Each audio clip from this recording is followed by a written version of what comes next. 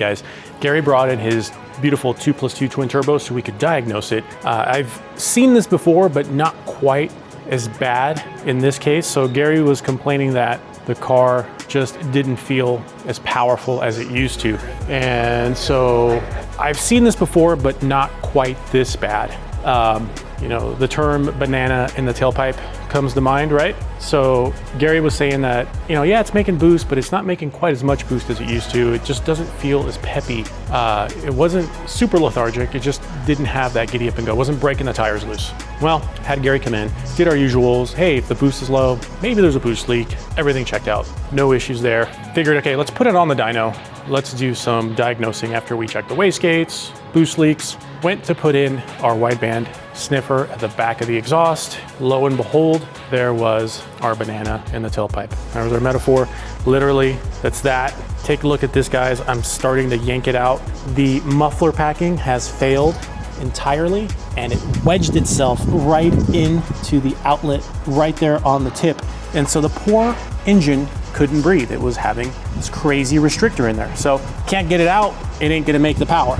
So we're yanking all this crap out of here, and there is just a ton of it in here. So yeah, this is definitely gonna need to get replaced. But for now, let's help it out by removing all of this packing. Look at all this, guys. Pretty wild, pretty wild. Maybe it's the time to get them on our exhaust system. It's just that bad.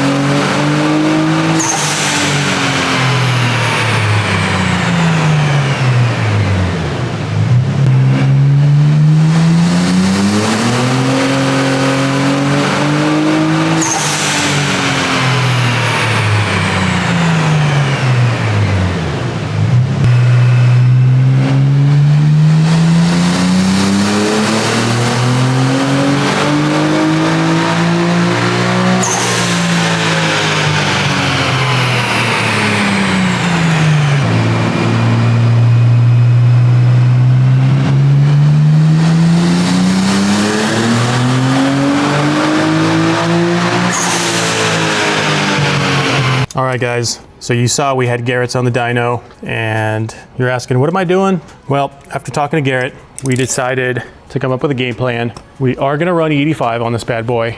He took a look on his app, on his phone, and he looked to see he's got plenty of E85 stations around him. And because of how sensitive this was on 91, it's a total, you know, no-brainer to go ahead and convert it. So we're gonna add our flex fuel sensor, wire that in to our Haltech. We're gonna install the rotary trim dial so we can have different boost settings as well. And we also decided that we're gonna get rid of these rebuilt modified injectors, and we're gonna go with some genuine Nismo 740s. So keeping the size the same, but we're doing that just for reliability and ensuring that we have a good quality injector. We don't want to have any issues with dripping, inconsistencies. So that's the reason we've done that. So I'm putting it all back together and we'll get this thing fired up, and then we'll head back to the dyno later today.